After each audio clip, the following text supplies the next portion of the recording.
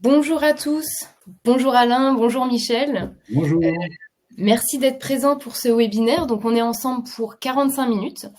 Alors vous étiez peut-être présents lors de notre première édition des Digital Morning où on avait notamment parlé de l'optimisation de la communication interne et des solutions d'IA de pointe. On avait eu pas mal de questions pendant cet événement, notamment autour des bonnes pratiques et des pièges à éviter. Donc, on a mutualisé nos forces avec nos amis de CLI pour répondre à cette question, l'IA, les bonnes pratiques et les pièges à éviter dans votre organisation.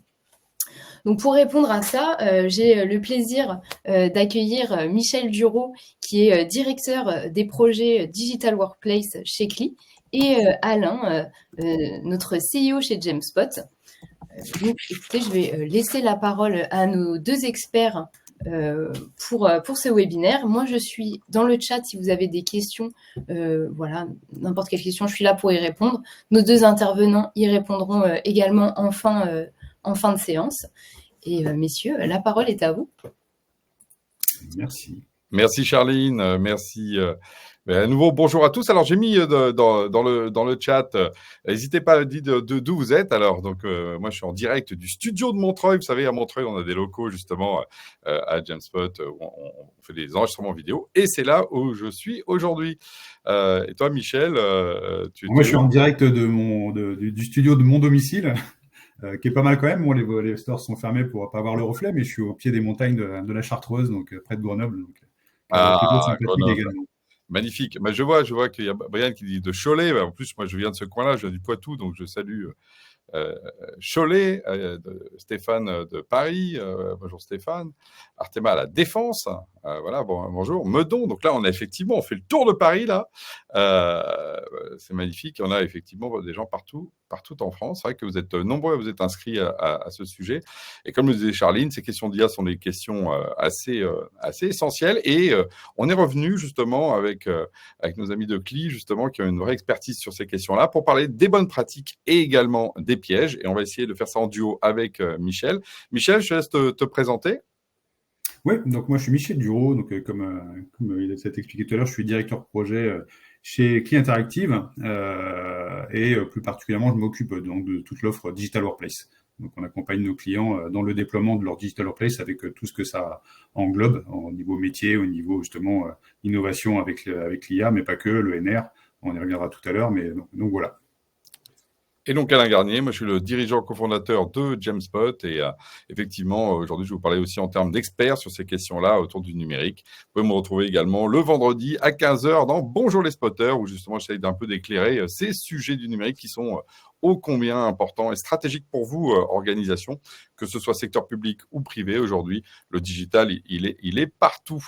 Alors, on va faire juste une présentation peut-être de nos deux entités pour les gens qui sont avec nous. Donc, tout d'abord, effectivement, nous, on organise ce webinaire dans Jamespot. On est numéro 1 des plateformes collaboratives dans le SaaS. Donc, c'est la capacité d'aider, en fait, au quotidien à travailler dans le digital, la communication, la collaboration à travers l'intranet, les réseaux sociaux d'entreprise, la gestion documentaire, les projets. Notre ambition, c'est effectivement de vous faciliter la vie à travailler. Et aujourd'hui, l'IA arrive évidemment à travers ces sujets-là. On a plus de 400 000 utilisateurs qui utilisent Jamespot au quotidien, plus de 300 clients.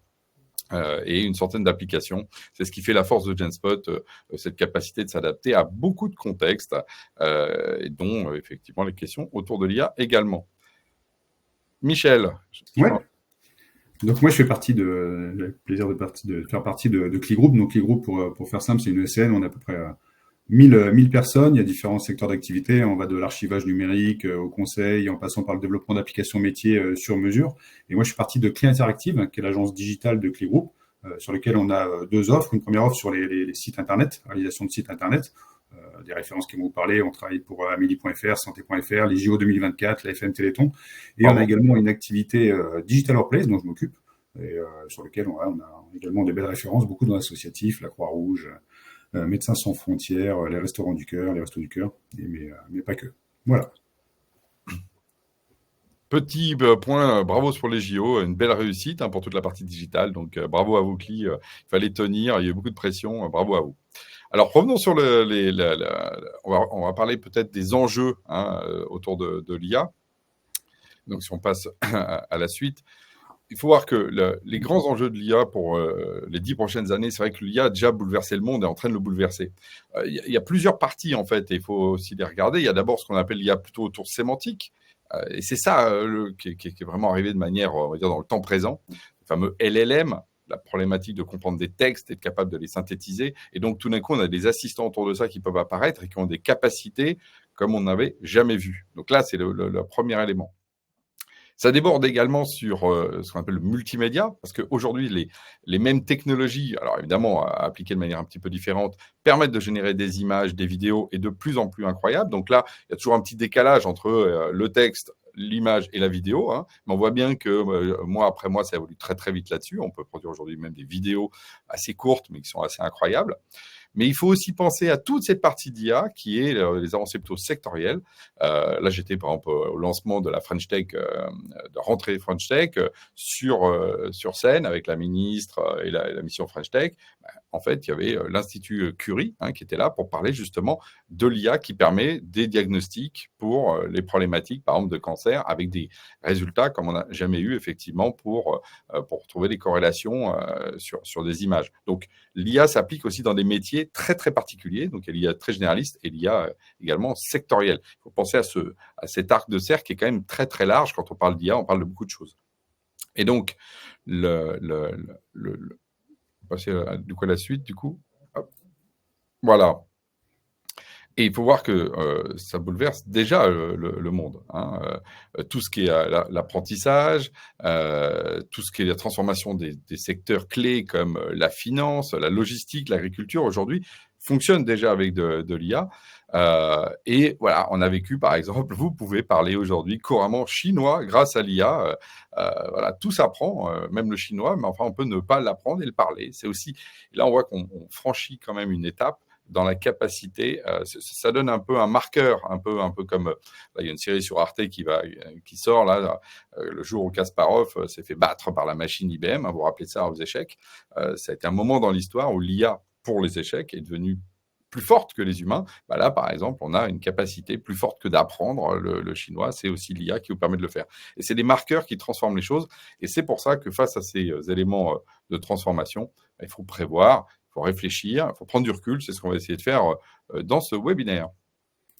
Effectivement, merci Alain. Donc Alain a évoqué voilà, les différents sujets autour de l'IA qu'on connaît à ce jour, mais les choses vont très très vite, on est qu'au commencement et ça va bouleverser pas mal de choses dans les années à venir et ça amène à se poser pas mal de questions. On va essayer d'y répondre dans les minutes qui viennent, mais en gros déjà par rapport à nos environnements de travail, donc comment l'IA va continuer à redéfinir ces environnements, comment on va l'intégrer, jusqu'où on va aller avec elle, comment va se passer la collaboration. Est-ce que nous sommes prêts à relever les défis éthiques et sécuritaires par rapport à l'IA? Donc déployer une IA, c'est bien, mais il faut la garder sous contrôle, quel que soit le degré d'importance de son intégration dans vos usages. Il y aura également un impact sur l'emploi et les compétences. On sait que certains métiers vont être amenés à disparaître. Alors, j'aime pas trop dire qu'ils vont disparaître. Je pense qu'ils vont plutôt se transformer. Il va falloir s'adapter au changement que va induire l'utilisation de l'IA dans nos missions. Et puis, d'autres métiers vont émerger ou ont déjà émergé. On parle on va parler de tout ce qui va être autour du prompt, de l'analyse de données, des programmations des modèles, etc. Donc, voilà, le monde va changer très fortement autour des usages de l'IA. On va devoir aussi voir comment on va pouvoir assurer une intégration harmonieuse de l'IA dans nos pratiques actuelles. Donc, là, on parle, comme l'évoquait tout à l'heure Alain, donc il y a l'IA générative, ce qu'on peut générer, ce qu'on peut induire. Donc, il faut que ça soit quand même sous contrôle au niveau des usages de l'entreprise. Et puis, là, sur les pratiques futures, il y a des pratiques qu'on ne connaît peut-être même pas encore. Les choses vont très vite. On voit quand même des tendances. Mais il va falloir effectivement les embarquer dans notre quotidien de l'entreprise et que l'entreprise se pose les bonnes questions et prenne le bon virage autour de ces nouveaux usages. Voilà un petit peu sur les questions qu'on va se poser et on va essayer de répondre en partie à un certain nombre d'entre elles dans les minutes qui viennent avec Alain. Alors, comme je vous dis, on va balayer en fait les bonnes pratiques et les pièges à éviter. Souvent, il faut, il faut soit effectivement partir de ce qu'il faut faire parce qu'on le sait, soit parler des pièges parce qu'effectivement, du coup, on comprend comment on peut les éviter. Voilà, c'est un peu comme ça qu'on a préparé la session. Donc, on va commencer positivement, hein, par d'abord une bonne pratique. Michel, je te laisse Tout à prendre. fait, tout à fait, Alain. Donc la première bonne pratique, elle tourne autour des utilisateurs. De toute façon, on va voir qu'un certain nombre de ces pratiques mettent vraiment l'utilisateur au centre du dispositif. Donc le premier sujet et qui est valable, hein, pour n'importe quel projet informatique, hein, nous c'est ce qu'on fait également sur tous nos projets de réalisation Digital Workplace, c'est embarquer tant que possible les utilisateurs finaux en amont du projet. Donc ça passe par voilà, vous allez identifier des personnes, nommer des ambassadeurs. Mais en tout cas, c'est engager ces personnes autour de l'IA. Donc, il y a deux types de populations, hein, dans les entreprises. Généralement, on trouve ceux qui s'y intéressent, mais qui n'osent pas trop en parler parce qu'ils ne connaissent pas bien le sujet et voilà, ils n'osent pas trop se mettre en avant là-dessus. Et il y a des personnes qui ont déjà une certaine connaissance de la solution, on va dire en mode sauvage, hein, dans le sens où ils utilisent déjà l'IA sur des systèmes non homologués, on va dire non reconnus par l'entreprise, des systèmes sur le cloud, bon, tels que du chat GPT, hein, c'est aussi simple que ça. Donc voilà, donc il faut identifier ces personnes et les embarquer dans la définition de la stratégie de l'entreprise sur le déploiement de l'IA dans le SI métier. L'autre sujet autour de l'implication des utilisateurs finaux en amont du projet, c'est sur la démocratisation de l'IA. Il faut mettre en place des outils qui vont être accessibles à toutes et tous. Et pour ce faire, en fait, il n'y a rien de mieux que les moteurs de recherche sémantique couplés à un LLM. Alors le LLM, pour ceux qui connaissent pas, donc c'est on va dire, un des moteurs, le moteur de l'IA, c'est le Large Language.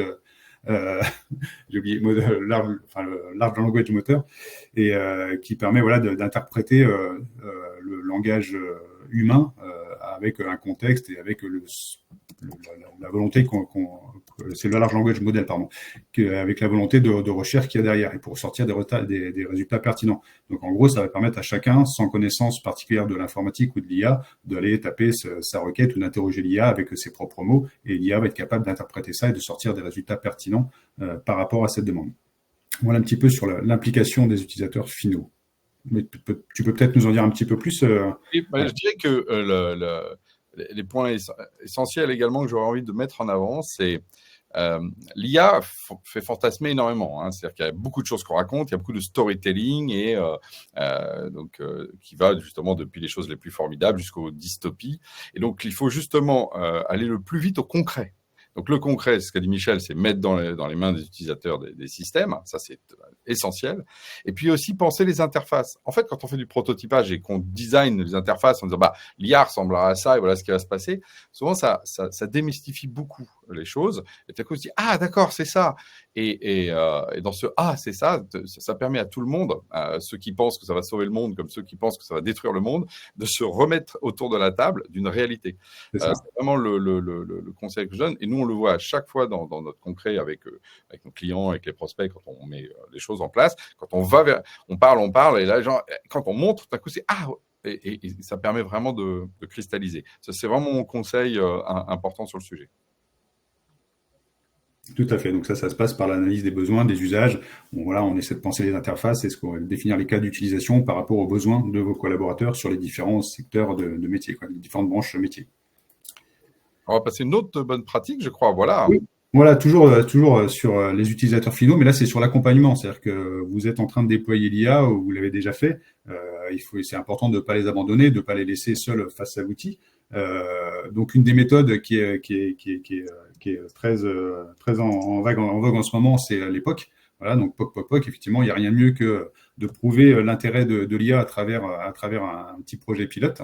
L'IA, c'est comme on le décrit ici, en fait, l'IA, c'est comme une stagiaire. En fait, il suffit de lui parler pour découvrir son potentiel. Si on la laisse dans un coin, on va pas savoir de quoi elle est capable. Et on va dire qu'il y a autant de possibilités d'IA que de types de stagiaires, et chacun avec ses compétences et des choses qui peuvent apporter à l'entreprise. Donc, il faut l'appréhender comme ça.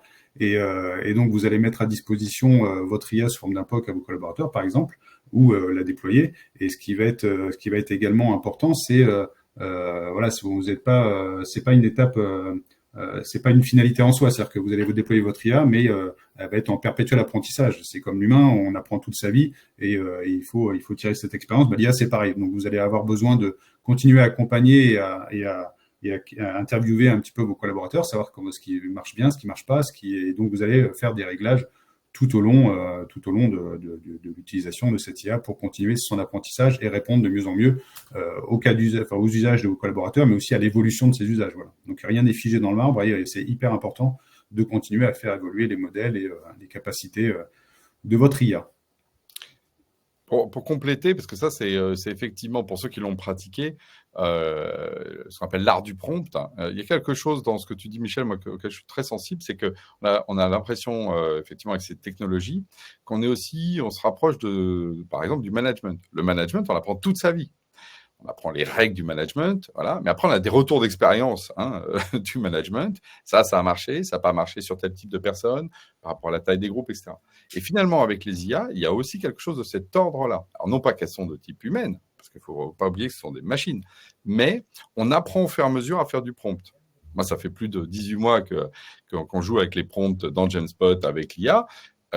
J'ai envie de dire, pas tous les jours, mais toutes les semaines, je progresse, par exemple, dans ma capacité de prompter mieux comme tu l'as bien dit, c'est un stagiaire à qui il faut donner la bonne direction pour qu'il aille au bon endroit. Et que ça s'apprend. On apprend à reformuler des choses qui peuvent paraître implicites, etc. Donc, il y a un vrai travail de retour aussi. Prendre des exemples concrets d'utiliser dans une digital workplace. Il y en a plein. On y reviendra sur la fin, ça Thierry. Des exemples, que ce soit par rapport à la communication, comment est-ce que je produis du contenu, comment est-ce que je peux répondre effectivement avec des bots RH. On a prévu 3 slides sur la fin sur les cas concrets. Si tu veux bien, je le ferai à ce moment-là. Mais donc, le fait effectivement de cette amélioration est essentiel, d'avoir justement les retours de terrain pour apprendre, comme les managers apprennent entre eux comment on devient un meilleur manager. Et ça, c'est effectivement nouveau par rapport à la technologie, des fois qui étaient plus froide, dans lequel il y a moins besoin d'avoir ce retour d'expérience. Ça, c'est nouveau et c'est une bonne pratique sur laquelle il faut vraiment insister. Tout à fait. C'est peut-être un piège, peut-être, du coup. Oui, voilà, parce qu'il y a forcément des pièges, c'est le but aussi de cette présentation. Donc l'IA manipule pas mal de données, donc forcément, il y a des choses qu'il va falloir contrôler autour de la sécurité et de la confidentialité des données. Faut pas sous-estimer ça, c'est pas magique, donc s'il y a des fuites de données, il peut y avoir si l'IA est les modèles sont mal sécurisés et mal programmés, on va dire, vous avez des risques de violation de données, au même titre que n'importe quel site se fait hacker. Les hackers se tiennent au fait de la programmation, des subtilités du prompt pour aller chercher de la donnée auquel normalement ils n'auraient pas dû avoir accès. Donc ça va être important de bien sécuriser votre IA et les prompts, bien filtrer les prompts qui peuvent être injectés, parce qu'après, s'il y a de la violation de données, donc déjà vous êtes exposé à des sanctions légales, et en plus, vous perdez non seulement, si vous êtes une entreprise, la confiance de vos clients, de vos partenaires, et surtout de vos collaborateurs, quoi. Donc l'image de l'entreprise en prend un sacré coup, donc les effets peuvent être désastreux. Donc toujours vérifier où sont stockées les données, c'est ultra important. On verra tout à l'heure, il y a différents types d'offres, ça peut être hébergé chez vous, ça peut être sur le cloud, donc il faut prendre ça en compte. Et voilà, comme je disais, bien mettre en place des protocoles de sécurité sur les modèles d'IA pour éviter des manipulations un peu frauduleuses et malveillantes. Alors, il y a une question de Karen qui dit « Quid de l'IA et de la cybersécurité? Mon groupe US interdit l'IA pour des raisons de sécurité. Existe-t-il des solutions ?» Alors, déjà, on va revenir sur le fait que, oui, il existe des IA que je vais appeler souveraines. Alors, souveraines au sens pas, elles sont françaises, européennes par rapport aux US, mais surtout, c'est qu'elles permettent l'autonomie de celui qui l'utilise et en particulier de ne pas récupérer les données qu'on donne à l'IA. Parce qu'un des problèmes de l'IA, c'est que un truc qui est très, très sympa, c'est qu'on se dit « Ah bah oui, on va donner l'IA progresse avec les données qu'on lui injecte. » Ça a l'air positif, ça. Sauf que typiquement, si on ne mitige pas, il y a un problème tout simplement de sécurité des données. C'est-à-dire qu'elle va progresser avec les données de l'entreprise A pour le donner à l'entreprise B. Alors là, vous voyez un peu le problème. Ça pose des problèmes de privacy, ça pose aussi des problèmes de compétition. C'est vraiment problématique. Parce que du coup, elle va se nourrir de la stratégie de l'entreprise A pour la donner à l'entreprise B, qui posera quelle est la bonne stratégie. Bon.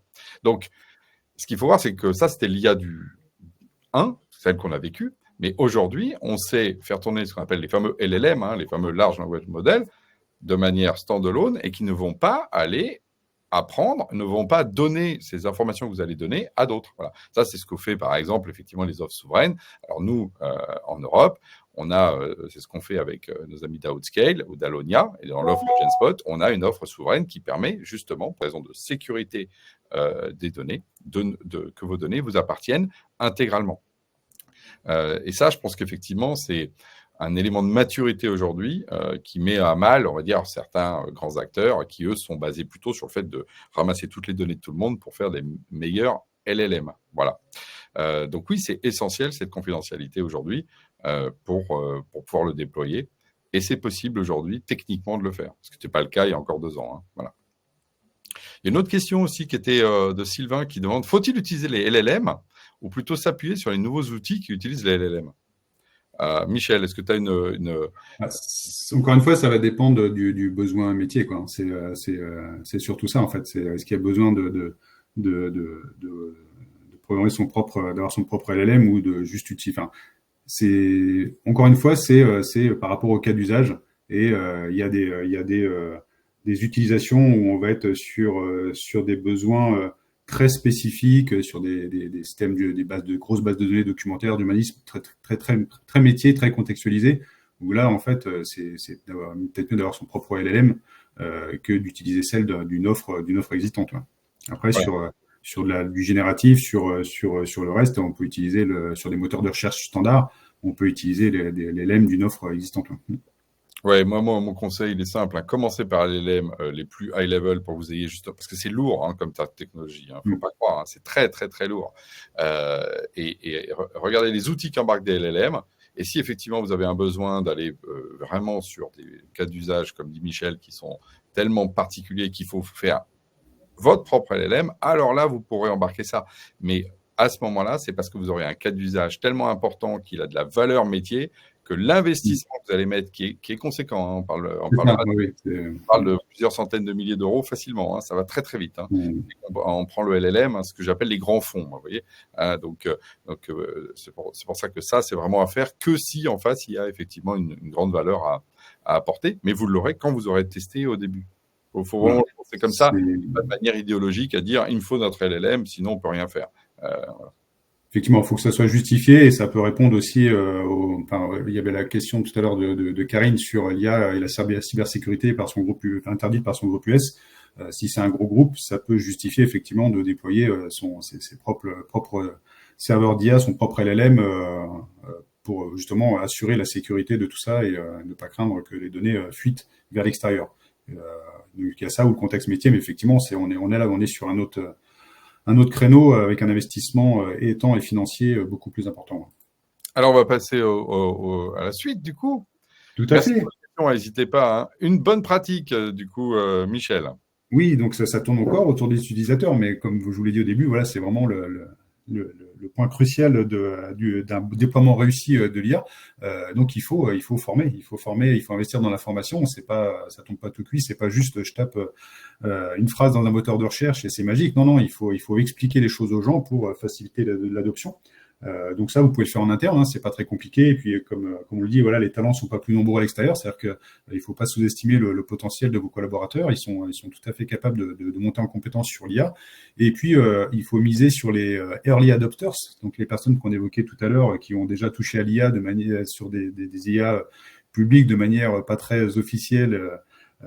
Ces gens-là sont des gens qui sont déjà qui sont déjà convaincus par l'intérêt de l'IA. Et donc, il faut les embarquer. Il faut les embarquer dans ce process de formation. Pourquoi former pour éviter la résistance aux nouvelles technologies. On sait qu'il y en a beaucoup qui sont attachés à leur méthode, entre guillemets, à l'ancienne, ou les protocoles qui sont déjà en place. Donc, il faut les éduquer pour leur faire comprendre quel est l'intérêt de cette assistance, parce qu'on parle bien d'une assistance au quotidien dans ces usages, et surtout les faire en sorte que ces personnes-là et toutes les personnes de l'entreprise utilisent correctement l'IA pour pas être frustrés du résultat, ou qu'ils aient vraiment une bonne utilisation de l'IA et pour s'en donner une bonne image et vraiment explorer le potentiel qu'elle peut offrir dans leur quotidien. Comment on accompagne? C'est simple, on met à disposition de la documentation, mais ça suffit pas, parce qu'il faut être beaucoup plus proactif.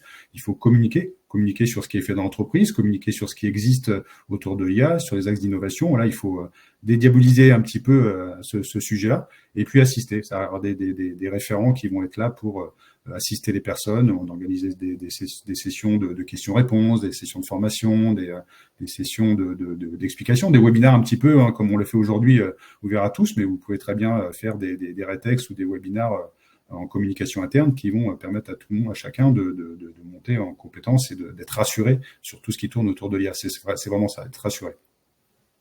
Moi, je compléterai juste un point très pratico-pratique. Je vis le même cycle sur l'IA que ce qu'on a vécu à l'époque, par exemple, sur les questions des réseaux sociaux d'entreprise. Parce qu'il fallait mettre les gens autour de ces systèmes qui avaient l'air bizarres, comme ça, avec des flux, des likes. Les gens se disaient, qu'est-ce que je fais? Pourquoi je mets mon commentaire là? C'est-à-dire tout d'un coup, la collaboration. Sauf que quand on montrait aux gens à quoi ça servait, la puissance que ça avait concrètement, donc on est bien early adopters à assister à côté pour dire, tiens, tu fais ça, mais regarde, si tu fais ça, voilà ce qui va se passer. Là aussi, ça accélère beaucoup la pénétration dans l'entreprise. Et là, c'est d'autant plus vrai avec ce fameux art du prompt, c'est-à-dire qu'en fait, il y a aussi le fait d'apprendre à parler à la machine. Voilà. Et un des points que souvent, je trouve pas répété, c'est que les moteurs de recherche des années 2000, les gens posaient des questions en langage naturel et parlaient aux machines comme ils parlaient aux gens. Google nous a totalement déshabitués à ça, en disant, vous embêtez pas, mettez 3 mots-clés, ça va arriver, c'est les bonnes réponses. L'IA, à nouveau, nous oblige, ou plutôt nous amène à repenser l'action. Parce que c'est pas la même chose de mettre, par exemple, je sais pas moi, convention collective, durée. Qu'est-ce que ça veut dire, ça? C'est la durée de la convention collective, c'est la durée qu'on veut des vacances pour la convention collective. Et voilà. Et tout d'un coup, pour l'IA, on va dire, donne-moi la durée des vacances maximales dans la convention collective. Et là, tout d'un coup, il y a une articulation. Et ça, par exemple, il faut déshabituer les gens à taper des mots-clés bêtement et repenser à tout simplement donner leur volonté. Et ça, par exemple, ça se fait vraiment en mettant une personne qui sait faire à côté d'une autre qui va le découvrir et vous pouvez propager dans l'entreprise. C'est vraiment ma recommandation. Et évidemment, tout ça se travaille. Je ne pense pas que ça va se faire tout seul, parce qu'on vous l'a dit au webinaire, c'est là où souvent l'accompagnement est essentiel. Ce n'est pas pour rien qu'aujourd'hui, on vient avec nos amis de CLI, c'est qu'à un moment donné, la transformation digitale et la conduite du changement, ça s'organise. C'est pas, alors, ça peut marcher tout seul, mais la génération spontanée de transformation, c'est pas ce qui a le plus de chances de réussir. Il faut justement l'organiser. Voilà. Tout à fait. Et donc, imaginez la puissance du système quand vous allez greffer le vocal dessus, un peu sur les chatbots, voilà, ça va faire des chatbots vraiment intelligents, avec une vraie IA derrière, où vous allez mettre en mode discussion et les choses vont se passer avec une fluidité extraordinaire. Alors, on va passer à le prochain qui est une bonne pratique. Une bonne pratique, voilà, on reste sur du positif. En fait, il faut, c'est comme on l'évoquait tout à l'heure, l'IA, c'est quelque chose qui est sans cesse en mouvement. Donc la fournir à ses collaborateurs, c'est bien, mais il faut les encourager à faire de la veille, il faut les encourager à innover. Et comment ça se passe? Déjà sur la veille, c'est expliquer que c'est important en fait de se renseigner sur les nouvelles solutions qui arrivent, les nouveaux types d'IA, les nouveaux moteurs, et inviter les personnes à essayer. En fait, bien souvent, en fait, quand il y a des offres, c'était le cas pour ChatGPT, parce que c'est le plus connu, mais il y en a d'autres. Vous pouvez créer un compte gratuitement. Donc, bien sûr, il faut être vigilant à ce que vous mettez, ce que vous donnez à manger à l'IA. Il faut qu'il y ait un problème de sécurité, confidentialité. Donc, mais voilà. Donc, créer un compte gratuit, c'est simple. On peut essayer. On peut commencer à voir les possibilités de l'outil et voir si c'est intéressant. Donc, il faut réussir à motiver ses collaborateurs, ou tout du moins une partie, à faire un petit peu de veille sur ces outils-là. L'expérimentation, donc c'est le stade supérieur. Donc là, on veut creuser un petit peu plus loin sur les possibilités de l'outil, voir ce qu'elle peut offrir à l'entreprise. Donc là, il faut soutenir les collaborateurs les plus intéressés pourquoi pas en mettant à disposition des comptes payants. Bien souvent, sur les comptes gratuits, c'est bridé soit par la durée ou soit par la puissance. C'est le cas de ChatGPT. Si vous voulez vraiment pousser au max l'IA, on voyait tout à l'heure les vidéos d'un collaborateur qui parle chinois, c'est quelqu'un de mon équipe qui s'est juste enregistré en vidéo sur un texte quelconque et qui a injecté et le texte et le mode chinois et qui a généré une vidéo créée de A à Z de lui expliquant une brochure d'un produit tout en chinois. Voilà, ça c'est vous pouvez tester ça sur des versions payantes des solutions. Donc, faut pas hésiter à ce que l'entreprise achète des comptes et y mette à disposition dès lors qu'elle identifie un potentiel en accord avec la roadmap de l'entreprise sur cette IA-là. Une fois que les solutions vont être un peu éprouvées et vont montrer un intérêt pour l'entreprise, il faut voir aussi leur possible intégration dans le SI métier de l'entreprise. Déjà voir si c'est possible de les intégrer, si elles cochent toutes les cases au niveau sécurité, au niveau performance, au niveau NR. NR maintenant c'est important. Et puis voir si elles rentrent dans la roadmap de l'entreprise au niveau déploiement de l'IA. Ça va être important, donc ça vaut pour toutes les bonnes pratiques, ça va être important pour l'entreprise de bien cadrer, de poser un périmètre en fait sur là où on va avec l'IA et là où on s'arrête quelque part. On peut pas en mettre partout à tous les autres, c'est pas possible. Donc il faut donner un cap et des limites. Voilà. J'aime beaucoup ta dernière phrase d'ailleurs. On fait du souverain ou on fait du sauvage. J'aime beaucoup parce qu'effectivement, nous, on amène effectivement les clients à plutôt se stabiliser sur les solutions souveraines comme GenSpot pour justement pas faire de sauvage. Parce que sinon, on a beaucoup de shadow. C'est-à-dire que ceux qui veulent pas faire d'IA, ils se retrouvent avec du shadow IA et d'autres qui sont pas au courant. Et c'est pire parce que là, pour le coup, les données fuitent. Je réponds du coup à la question de Sylvain qui disait est-ce qu'il faut utiliser justement des LM ou s'appuyer à des outils qui utilisent qui ont déjà embarqué des trucs. C'est là où effectivement ça va tellement vite, cette innovation. Nous, par exemple, là, dans les 12 derniers mois, on a déjà vu apparaître, je sais pas moi, 4 ou 6 modèles différents, d'accord, qu'on a intégrés. Et si vous passez par des gens comme nous, en fait, nous, on va aller prendre ces modèles, on va les tester, on va regarder. Il y a des évolutions d'API en permanence qui font qu'ils bougent, sauf que ça va très vite. Et nous, on va assurer ce tampon-là. Donc, dans une phase où les LLM sont en train de vraiment évoluer très vite, effectivement, on a plutôt intérêt à pas tout de suite en prendre un sur les genoux, parce que sinon, ça veut dire que vous allez assurer une maintenance d'un truc qui va beaucoup dans l'innovation. Or, comme l'a dit Michel, il faut favoriser plutôt l'innovation, la veille, voir ce qui bouge et ce qui évolue. Peut-être que dans 5 ans, ce sera stabilisé, mais ce n'est pas le cas aujourd'hui. Donc, on a plutôt intérêt, effectivement, à être dans la chaîne de l'amitié. D'ailleurs, nous-mêmes, on ne compute pas un LLM, on s'appuie sur les LLM générés par des partenaires. Par exemple, dans le cas avec Outscale, d'Alonia, c'est avec Mistral ou celui de Lighton.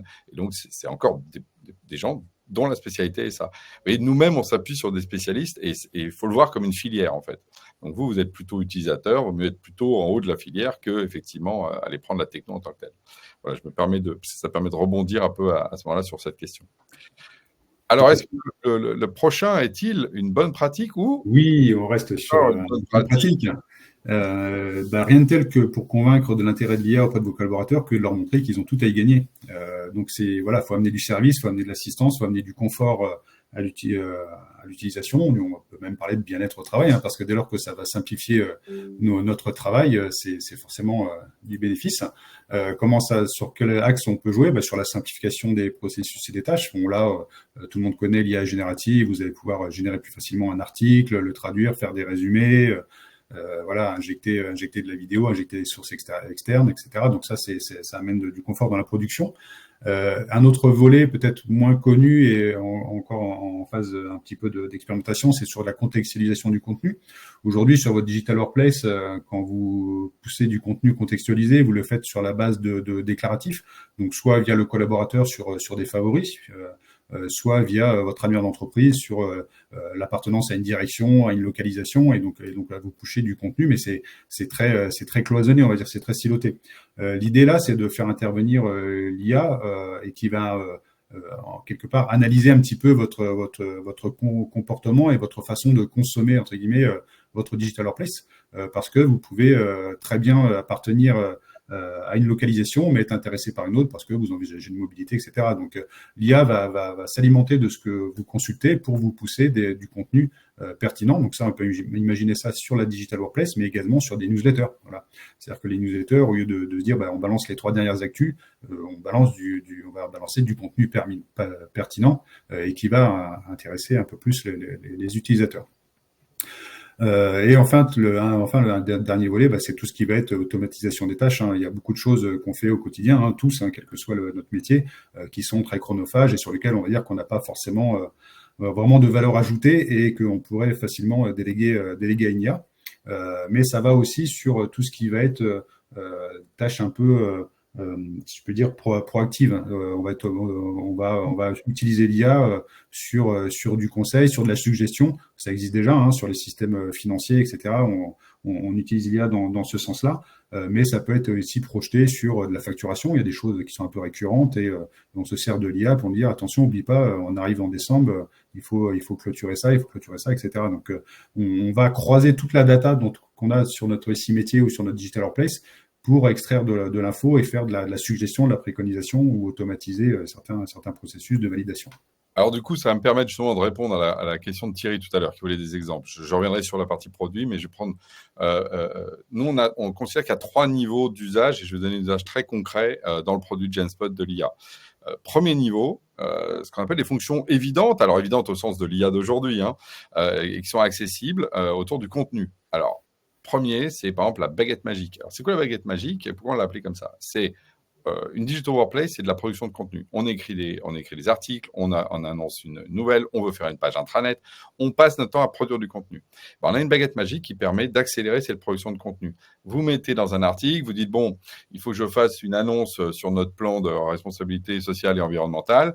Et là, vous êtes là, la feuille blanche. Comment je le prends? Et bien, typiquement, vous dites, voilà, responsabilité sociale et entreprise, on a lancé un plan, peux-tu me structurer en 5 éléments les points clés? Hop, baguette magique, il sort ça et vous avez tout d'un coup les 5 points clés. Vous les regardez, vous dites, c'est impeccable, le 1, 2, 3, il est impeccable, le 4, j'en veux pas, le 5e, vous rajoutez le vôtre, c'est bon, vous avez déjà votre plan. Et vous allez itérer comme ça. Vous avez un article qui est arrivé super intéressant d'un service, vous dites, il est super, mais du coup, il est un peu long et moi, je veux le mettre juste en flash info. Tu peux me le résumer en moins de 3 lignes, en un paragraphe? Schlouk, la baguette magique vous fait ça et vous mettez dans le flash info pour le mettre à tous les collaborateurs parce qu'on sait qu'ils veulent lire des trucs synthétiques et ceux qui vont aller plus loin, lire plus loin, etc. Voilà. Ça, c'est un usage très, très, très concret pour la communication interne et qui est incroyable. Deuxième usage, c'est ce qu'on appelle notre chatbot Mr. Smith, j'y reviendrai tout à l'heure. C'est comment est-ce qu'on fait un chatbot qui répond sur des domaines précis. Par exemple, la RH. Je veux savoir qu'est-ce qu'il en est, justement, ma convention collective, mes droits aux vacances. Sur un produit, je veux savoir qu'est-ce qu'il fait, comment il le fait, quelles sont ses fonctionnalités. Voilà. Tout ce qui est question précise est boxé sur un truc, mais sur lequel, tout d'un coup, l'IA devient très juste et elle donne des bonnes réponses. Voilà. Ça, c'est les premiers niveaux. Il y a les fonctions sous-jacentes dont tu as parlé, Michel. Je ne vais pas trop m'attarder là-dessus, parce que souvent, elles sont un peu cachées, celles-là. Et on se dit, tiens, il le fait mieux qu'avant. En fait, parce qu'il y a de l'IA derrière qui va être un peu plus intelligent et va faire des trucs un peu plus pervasifs. Souvent, ça, c'est plutôt l'IA qui est un peu cachée, vous voyez, au sens où ce n'est pas l'utilisateur qui va faire quelque chose, mais avoir des meilleurs résultats. Mais le troisième niveau, à nouveau, on remet les utilisateurs aux clés. C'est tout ce qui tourne. On a mis que mettre l'IA au service des métiers du collaborateur, autour d'agents qui vont améliorer les processus métiers. Donc, dans Genspot, on appelle ça les extrabots. Donc, c'est des utilisateurs qu'on va rajouter avec des missions. Par exemple, quand quelqu'un poste un compte-rendu sur un client, l'extrabot, il va le lire et il va vérifier s'il y a un risque ou pas avec ce client, par exemple, ou parce qu'il y a des choses à faire. Et là, en fonction, on va lui faire un prompt. Si tu vois qu'il y a quelque chose qui est un peu touchy, dans ces cas-là, sur ce compte-rendu, mets-le dans tel tableau, rajoute une tâche pour le responsable clientèle qui soit alerté. Comme ça, au moins, il peut le lire. Là, vous voyez, vous enlevez de la charge mentale à un manager qui, avant, regardait tous les comptes rendus, devait regarder s'il y avait un risque ou pas, et passait beaucoup, beaucoup de temps à lire des trucs qui étaient très opérationnels. Et tout d'un coup, on lui donne une lecture rapide pour lui dire, écoute, là, oui, il y a un risque, va lire. Et là, du coup, le manager, il va lire, et là, il va dire, OK, ouais, non, il faut qu'on fasse une réunion avec ce client, je sens que le projet est en train de partir en sucette. Vous voyez, ou au contraire, RAS, tout va bien, il y a plein de problèmes, mais en fait, ce n'est pas les problèmes qui vont amener à ce qu'on ait besoin d'intervenir. Ça, une IA est capable de faire ce tri-là et d'enlever de la charge mentale. Donc, à des tâches qu'on va appeler chronophages et qui souvent sont aussi très angoissantes pour les gens parce qu'ils se disent est-ce que j'ai bien lu tout? Est-ce que j'ai tout vu? Là, tout d'un coup, l'IA vous aide à faire ça. Ça, c'est nos extrabots. Vous voyez, c'est les 3 niveaux. C'est des exemples très concrets, vous voyez, de ce qu'on peut mettre dans une digital workplace et on peut en inventer, mais des centaines. Ça, c'est c'est incroyable. À chaque fois que moi j'arrive dans un contexte d'entreprise avec des gens qui produisent du contenu, qui s'échangent, qui communiquent, on peut faire des centaines de choses. C'est là où il faut travailler. On va peut-être passer au... Ouais. Voilà. Un piège. Ah, mon Dieu. Mon Dieu. Donc, bon, on l'évoquait un petit peu tout à l'heure, donc on a un petit peu déjà spoilé ce slide-là, mais effectivement, une des erreurs, et on le constate assez souvent auprès de nos clients ou de personnes avec qui on discute, c'est que souvent l'IA est considérée comme la solution miracle. On parlait de recherche tout à l'heure, donc beaucoup considèrent qu'il suffit de lui donner à manger tout son corpus documentaire sans tri sur la qualité du document, sur l'ancienneté de celui-ci. Et l'IA, elle est tellement intelligente qu'en fait, elle va vous sortir des résultats pertinents tout de suite. Elle va écarter tout ce qui est pas à prendre et ça va être la solution miracle. C'est pas le cas. Donc, ça aide beaucoup, mais voilà, ça va être important, voilà, de veiller à ce que vous lui donnez et surtout de ne pas croire que c'est la solution miracle. C'est vraiment le piège qu'on identifie le plus actuellement. Donc pour ça, il va falloir cadrer effectivement déjà l'usage, on revient toujours à l'usage, et du coup cadrer un petit peu le périmètre de données, le type de données que vous allez lui donner pour l'alimenter. Oui, c'est-à-dire que ça, c'est vraiment nous ce qu'on voit, des cas vraiment d'échecs, qui ont essayé avec des IA de tout mettre dedans en se disant ça y est, on a réglé notre problème. Voilà, c'est vraiment un piège à éviter. Ça n'enlève pas un travail essentiel, tout simplement sur les données, les métadonnées. Voilà, qu'est-ce qui est obsolète, l'archivage, mettre à jour les procédures. Voilà. Par contre, sur de la donnée propre, alors là, l'IA fait des miracles. Voilà, si vous avez justement un guide de procédure qui est clean, qui donne bien les éléments à date, mais par contre que les gens ne peuvent pas lire parce qu'il est trop et il fait 300 pages, alors là, tout d'un coup, l'IA devient un accélérateur. Voyez. Mais par contre, si vous mettez tous vos guides de procédure depuis 1920, en pensant qu'il va faire le tri, ce qu'il va faire, c'est qu'il va mélanger tout ça et justement, vous allez avoir des réponses, voire même pire que ce que vous imaginiez, parce que vous allez des trucs très faux. Donc ça, c'est clé comme point. Et il y a une espèce d'envie, effectivement, de cette promesse universelle. C'est pas celle d'aujourd'hui. C'est pas celle de 2024. Pareil, peut-être en 2034 sera le cas. C'est pas celle de 2024. Donc aujourd'hui, il faut faire le tri. Mais en comparaison, c'est un petit travail par rapport à ce qu'est le fait de se produire du contenu ou donner accès. Donc, il faut voir aussi ça. C'est pas un miracle, mais il y en a déjà un accélérateur de dingue. Ça, c'est un des aspects, effectivement, aussi de la formation. Quand on évoquait la formation, c'est éduquer les utilisateurs aux bonnes pratiques autour de l'IA pour l'utiliser correctement. Tout à fait. Alors, on va ensuite à un autre piège. Là, c'est un piège. Mon Dieu, il y a que des pièges. Voilà. Ça s'enchaîne.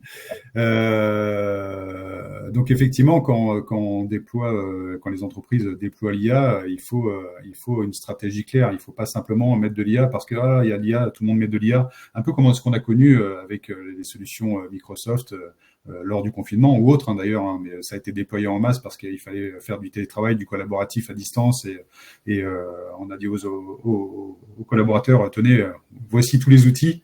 C'est bon, vous êtes équipés, allez-y. Non, c'est pas comme ça que ça fonctionne. Il faut vraiment définir une stratégie, définir un périmètre fonctionnel et périmètre métier. Si vous faites pas ça, l'idée en fait, c'est que vous allez vous retrouver non seulement avec des projets qui marchent pas, l'utilisation d'IA qui marche pas, et vous aurez perdu et votre temps et votre argent à essayer de déployer quelque chose qui va pas être adopté, qui va pas être efficace et qui va avoir aucun intérêt auprès des collaborateurs. Et donc, moi, j'ai repris POC. Voilà, c'est vraiment très clairement une stratégie, un déploiement, un retour d'expérience. Voilà, c'est-à-dire que c'est comme ça que vous allez faire la trilogie de la réussite sur l'IA. Et les POC sont très faciles à mettre en place aujourd'hui et plutôt accessibles. Voilà, c'est aussi un des éléments quand même qu'il faut voir, c'est que c'est beaucoup plus facile que ce n'a été pour mettre en place. Donc, on peut faire des POC rapidement. Et donc, quelque part, justement, voir avec de la lumière et non pas dans l'aveuglement ce qu'on peut faire. On va vous montrer un petit peu d'ailleurs deux, trois copies d'écran pour vous voyez à quoi ça peut ressembler. Ouais, juste pour compléter, effectivement, là où des sociétés comme Genspot ou comme Cligroup ont de la valeur ajoutée, c'est justement par rapport à leur expérience. Et notre métier, c'est aussi justement d'accompagner ces entreprises sur du conseil, justement pour bien déployer ces IA dans leur organisation. Et faire par rapport à notre expérience technique et fonctionnelle de ces solutions-là pour les guider et faire en sorte que ça soit une réussite et que ce soit une vraie adoption des collaborateurs. Voilà, on ne fera pas d'allusion à un autre opérateur dont le nom commence par M et qui finit par T, qui lui a comme volonté de déployer son IA à tous, tout simplement pour augmenter votre coût utilisateur. Enfin, nous, on est très centré sur la valeur que ça donne. Voilà. Alors, Sylvain dit, dans mon ex-société, on a multiplié les POC sans qu'aucun ne passe derrière en production industrielle. Quelle est la limite des POC? Nous, ce qu'on constate, c'est que déjà, si c'est le cas, ça veut dire qu'il n'y avait peut-être pas de valeur d'usage derrière ou qu'ils n'ont pas été pris de la bonne manière. Aujourd'hui, je ne sais pas quand est-ce que ça a été fait. Aujourd'hui, ce n'est pas un problème industriel de passer à l'échelle. C'est-à-dire que, par exemple, la question, il y a encore 24 mois, il y avait des fois, on n'avait pas les machines pour passer à l'échelle, par exemple. Il y avait des problèmes d'accès. Donc, est-ce que c'est plutôt parce que les retours ont été mitigés? Est-ce que c'est parce que, quels ont été, en effet, pas de valeur suffisante, voilà. Normalement, effectivement, quand on met en place, excuse-moi de te couper Alain, quand on met en place un POC, théoriquement, il y a eu justement un cadrage des besoins avant. Donc, normalement, on met en place un POC. C'est comme pour la stratégie de l'entreprise. Il y a un périmètre qui est défini sur ce POC avec une cible. Et en fait, ce qu'on met en place dans le POC, normalement, est le fruit d'une analyse des besoins et des usages d'un certain panel d'utilisateurs. Si on fait un POC sur un moteur de recherche, sur des grosses bases de données d'urbanisme ou des choses comme ça, on a discuté avant avec les gens dont c'est le besoin au quotidien pour mettre en place un POC qui normalement est censé répondre à ces besoins. Donc à voir effectivement pourquoi le POC a été un échec derrière, et c'est parce que on a défini que même malgré le fait que ça répondait à ces besoins, la valeur ajoutée n'est pas suffisamment importante pour pour justifier un tel coût de déploiement, ou est-ce parce que justement les usages n'ont pas forcément été bien compris et du coup pas retranscrits suffisamment dans le POC et que les gens n'y ont trouvé que peu d'intérêt. Il faut analyser effectivement c'est important d'analyser les raisons de l'échec. Mais ce qui est intéressant dans le retour d'expérience de Sylvain, c'est le aucun. Oui. Parce qu'en fait, typiquement, moi je trouve que il n'y a rien de choquant à ce que quand on est dans les technologies émergentes, et les gens sont très enthousiastes, mais effectivement, versus justement la vraie valeur, c'est pas très choquant qu'on lance, je dis n'importe quoi, 5 POC et qu'il n'y en a que 2 qui passent au niveau industriel. C'est même l'objectif du POC. C'est pas choquant ça d'avoir 5 expérimentations dans des business units différents. En tout cas, c'est mieux que d'avoir lancé 5 projets qui ont coûté très cher et ne fonctionnent pas, qui en plus sur lequel on va être obligé de continuer parce que vu qu'on l'a lancé, il faut quand même le tenir et que là, en fait, on est dans le bal des hypocrites. Donc c'est pour ça que nous, on invite tous nos clients à justement marcher. Voilà, c'est encore dans cette slide-là. Ramper, marcher et courir. On rampe, on regarde ce que ça fait, on marche et on voit que ça accélère, et ensuite on court.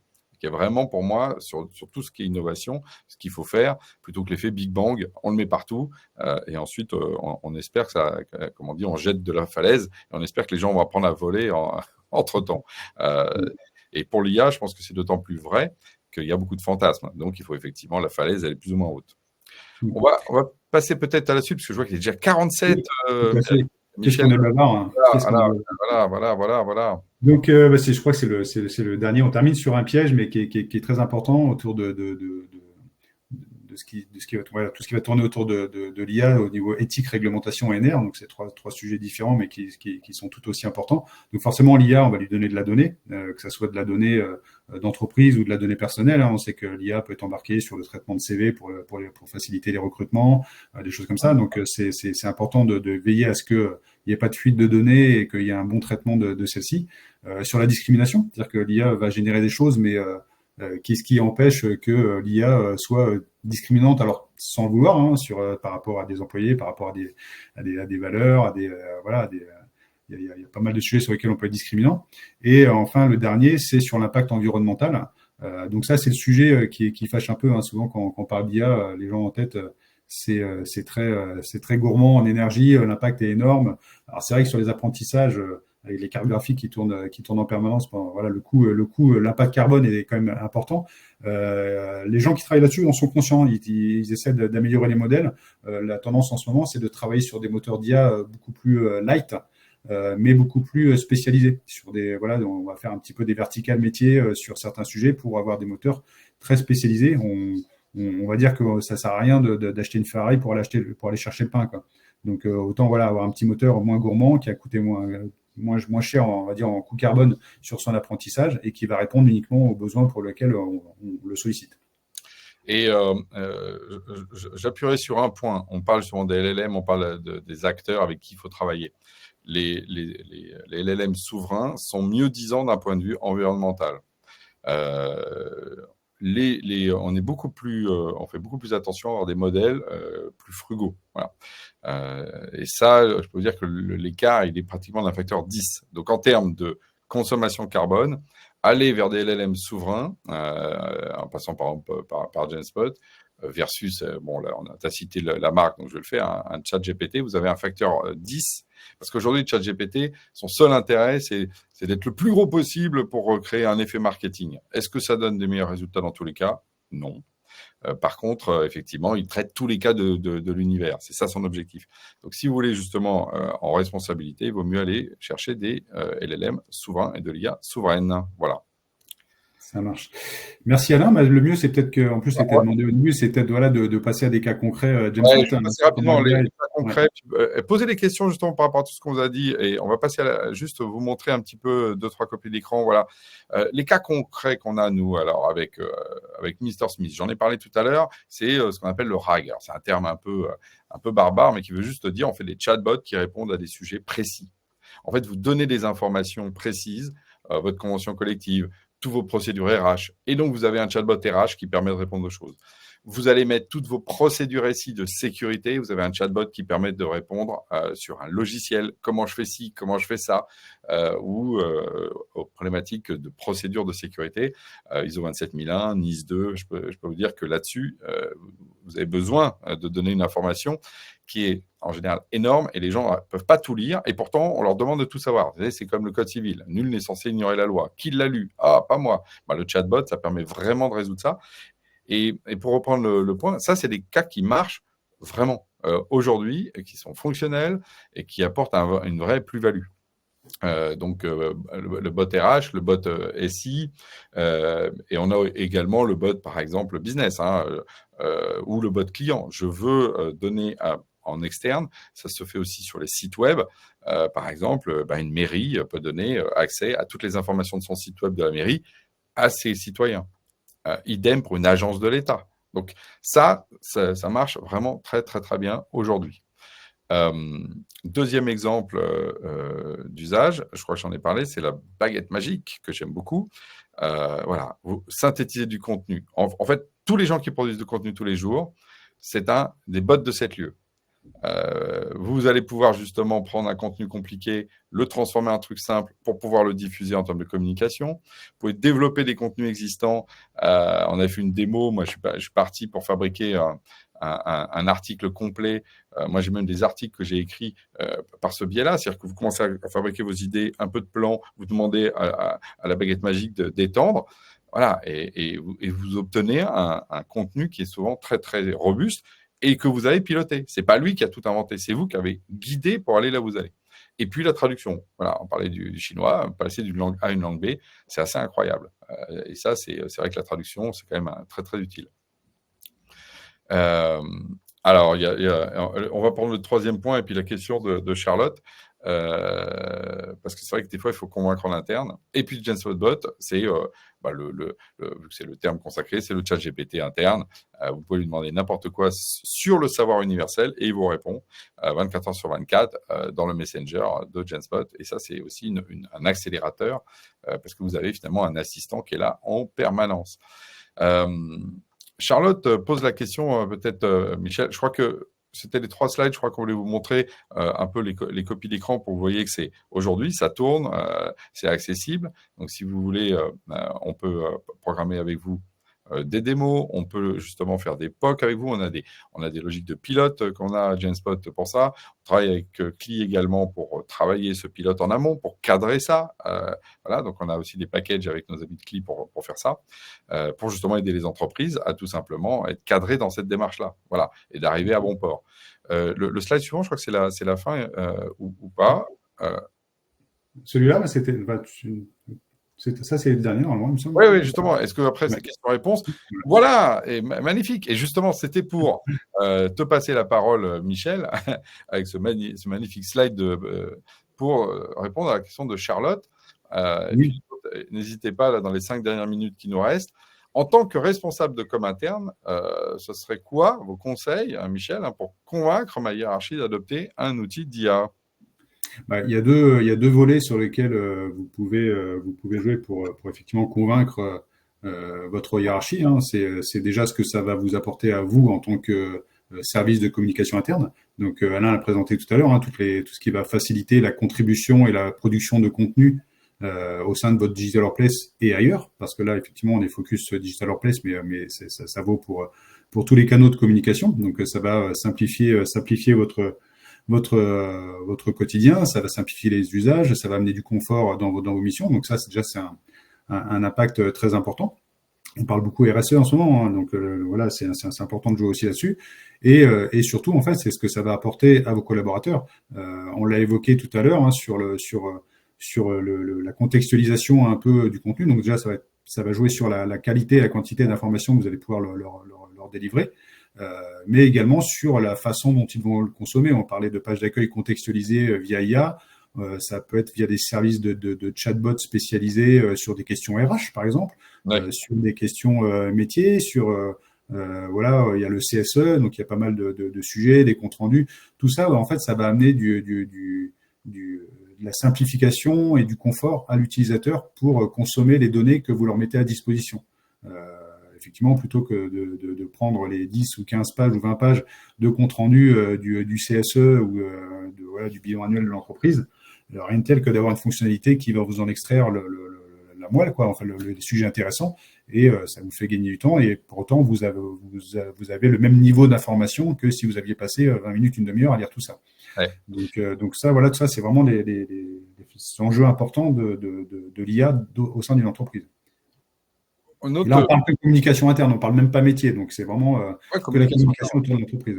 Dans l'oreillette, là, on me pose aussi une autre question, c'est Michel, c'est la question justement plutôt de la durée ou de la structuration des projets. Prenons le dernier que tu viens de donner.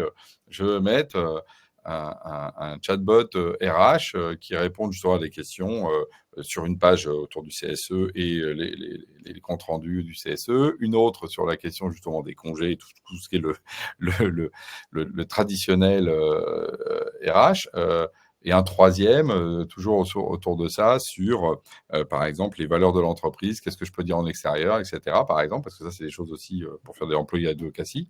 Si tu prends, par exemple, c'est un projet, on te dit ça, pour une entreprise de taille, on va dire intermédiaire, on va pas prendre le CAC 40, un grand compte.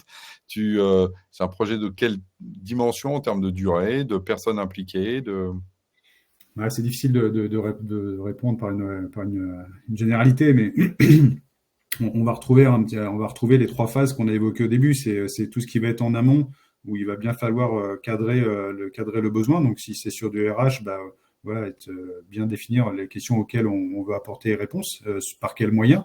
On va définir des prototypes d'écran, comment on met à disposition ce service d'IA. Est-ce que c'est un assistant sous forme de chatbot? Est-ce que c'est intégré dans le moteur de recherche? On va bien définir le périmètre. Donc tout ça, c'est du conseil sur lequel nous, on peut vous accompagner. Ensuite, il y a le déploiement technique. Donc on va dire que là, la personne qui vous accompagne, c'est un peu autonome. En parallèle de ce chantier, il y a le traitement des données. On a évoqué tout à l'heure l'importance sur la qualité des documents qui vont être mis à disposition. Donc c'est préparer entre guillemets le repas de l'IA. Hein. Si on est sur du RH, c'est bien être certain d'avoir l'intégralité de la documentation, d'avoir les dernières versions pour être sûr que les données qui vont être retranscrites par l'IA sont bonnes. Et ensuite, le troisième volet, c'est un peu la recette. Hein. Il faut quand même tester, c'est-à-dire qu'il faut pas avoir une confiance aveugle en l'IA et croire que c'est une solution miracle. Il faut la tester. Donc il faut la questionner au même titre que le ferait un utilisateur pour s'assurer que la réponse qui est donnée est bonne, tout simplement. Hein. Donc c'est pas je plug et ça marche, c'est je plug, je teste, j'ajuste et ensuite je mets à disposition des collaborateurs avec tout l'accompagnement qu'on a évoqué tout à l'heure. Donc ça, en fait, ça peut se faire pour les besoins les plus simples en un mois, comme ça peut se faire en 6 mois ou plus, quoi. C'est vraiment au cas par cas selon ce qu'on embarque dans ces tirs. Je vois, il est 10h59 à mon horloge atomique. Donc là, il va falloir qu'on... Voilà, vous avez vu, c'est passionnant, ces problématiques d'IA.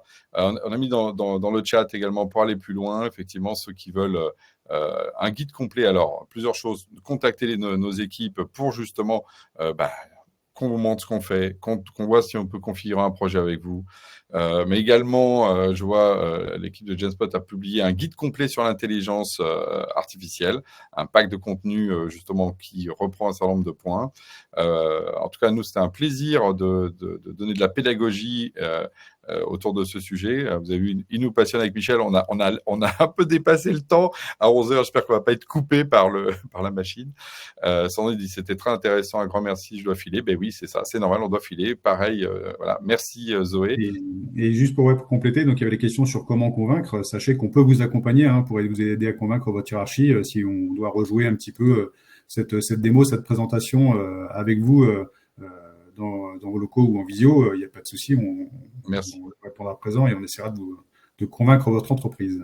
Tout à fait, parce que, comme on dit, nul des fois est prophète en son pays, et que justement, l'accompagnement, c'est aussi de se décentrer pour voir tout ce qu'on peut faire. Merci Claire, merci David, Karine, Jennifer. Vous étiez plus d'une centaine d'inscrits quand même pour ce webinaire de ce sujet, et on est ravis de voir justement autant d'énergie sur le numérique et pour l'IA. On vous donne un rendez-vous pour un prochain Digital Morning sur un sujet qui... je pense, sera tout aussi passionnant. Voilà. Merci encore à toi, Michel. C'était un plaisir d'avoir d'ailleurs préparé ce webinaire avec toi. Et à très vite pour des projets communs avec nos clients. Voilà. Tout à fait. Merci tout le monde et bonne journée.